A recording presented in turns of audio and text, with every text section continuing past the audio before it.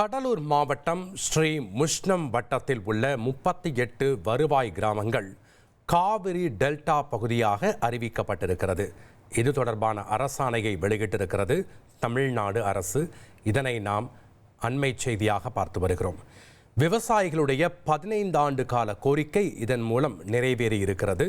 கடலூரில் 38 கிராமங்கள் காவிரி டெல்டா பகுதியாக அறிவித்து தமிழ்நாடு அரசு அரசாணை வெளியிட்டிருக்கிறது. இனி செல்லும் இடமெல்லாம் செய்தி. தந்தி டிவியின் வாட்ஸ்அப் சேனலை ஃபாலோ பண்ணினா செல்ல இருக்கும் இடமெல்லாம் செய்தி. இதோ QR கோட்.